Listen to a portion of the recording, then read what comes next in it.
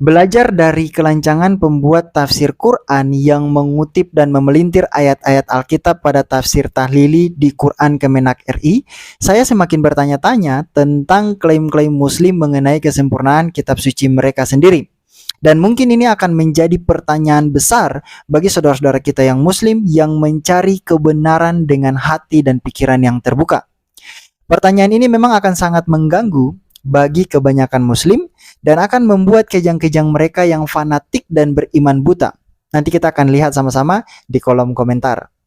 Pertanyaan yang saya maksudkan adalah, bisakah ajaran Islam hidup dan berkembang tanpa mengulik atau mengemis ayat-ayat Alkitab? Sebagaimana kita lihat agama-agama yang lain, misalnya seperti Hindu atau Buddha, yang tidak pernah kita dengar mengulik dan mengemis ayat-ayat Alkitab untuk mencari pembenaran bagi kitab suci mereka. Pertanyaan ini akan sangat susah dijawab oleh seluruh Muslim di dunia ini. Sebab kita tahu sendiri bahwa kitab suci mereka yaitu Quran banyak menyinggung keyakinan lain, khususnya Nasrani yang mereka anggap Kristen. Walaupun saya sendiri sebagai orang Kristen tidak setuju disebut sebagai Nasrani. Dan memang saya tidak akan pernah setuju disebut sebagai Nasrani. Dan juga bukan hanya menyinggung tentang Nasrani yang mereka anggap Kristen, tetapi juga menyinggung tentang keyakinan orang Yahudi. Ditambah lagi dengan tokoh-tokoh dalam Quran yang mengutip tokoh-tokoh dalam Alkitab, namun mayoritas kisah yang dikutip adalah kisah yang berlainan dengan kesaksian Alkitab, dan dapat dicurigai bahwa kisah-kisah Quran itu diambil dari dongeng-dongeng Yahudi maupun dongeng-dongeng Nasrani, yang biasanya kita sebut sebagai kitab-kitab apokrifa. Dari kutipan-kutipan Quran yang menyinggung Alkitab dan tokoh-tokoh dalam Alkitab, saya dengan keyakinan sangat yakin Islam memang tidak akan bisa hidup dari dalam dirinya sendiri, atau dengan kata lain, Islam membutuhkan keyakinan lain untuk berdiri. Walaupun kebutuhan yang mereka miliki adalah kebutuhan yang merugikan keyakinan orang lain. Seperti yang kita lihat, seperti yang saya katakan dan kita lihat di media sosial dalam diskusi Islam dan Kristen, kebutuhan mereka dari keyakinan orang lain adalah memelintir kitab suci orang lain untuk mengemis pembenaran bagi keyakinan mereka. Hal ini tentunya berbeda dengan kekristenan yang dapat berdiri di atas kaki sendiri tanpa harus mengemis dari kitab suci Islam atau kitab suci yang lain.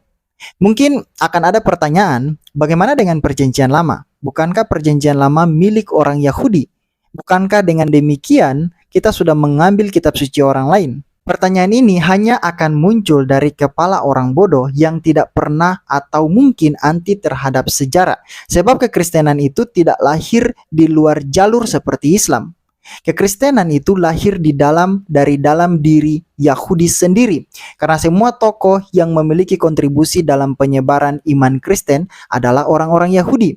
12 murid Yesus ditambah dengan para rasul Paulus, dan juga masih banyak lagi orang Yahudi yang mengambil bagian dalam penyebaran iman Kristen. Bahkan bukan hanya itu, pusat iman Kristen sendiri berada pada Yesus Kristus yang adalah orang Yahudi itu sendiri. Jadi kekristenan bukanlah iman yang lahir di luar jalur secara tiba-tiba, melainkan iman yang sejalur dengan iman Yahudi. Iman Yahudi yang disempurnakan oleh Yesus Kristus, sebagaimana ada tertulis, "Janganlah kamu menyangka bahwa aku datang untuk meniadakan hukum Taurat atau kitab para nabi. Aku datang bukan untuk meniadakannya, melainkan untuk menggenapinya. Karena aku berkata kepadamu, sesungguhnya sebelum lenyap langit dan bumi, satu iota atau satu titik pun tidak akan ditiadakan dari hukum Taurat sebelum semuanya terjadi." Itu sebabnya mengapa perjanjian lama dan perjanjian baru itu disatukan.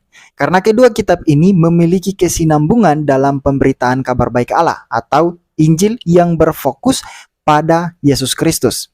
Berbeda dengan Quran yang mengklaim penyempurna kitab sebelumnya, tapi pemberitaannya tidak menyatu dengan kitab sebelumnya. Bahkan alih-alih mau menyatu dengan kitab sebelumnya yang diklaim Quran saja masih dipertanyakan keberadaannya. Bahkan Muslim tidak memiliki jawaban yang pasti tentang kitab sebelumnya, tentang di mana kitab sebelumnya yang Quran maksudkan, entah itu Taurat, Zabur, ataupun Injil.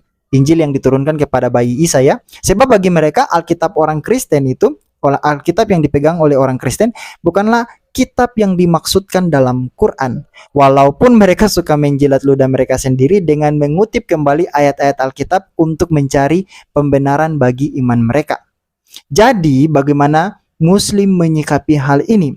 Bagaimana kita bisa percaya diri dengan klaim agama dan kitab yang sempurna, tapi masih bergantung pada kitab yang dituduh sudah dipalsukan? Di mana letak kesempurnaannya? Apakah hanya sebatas klaim tanpa bukti? Silakan berpikir.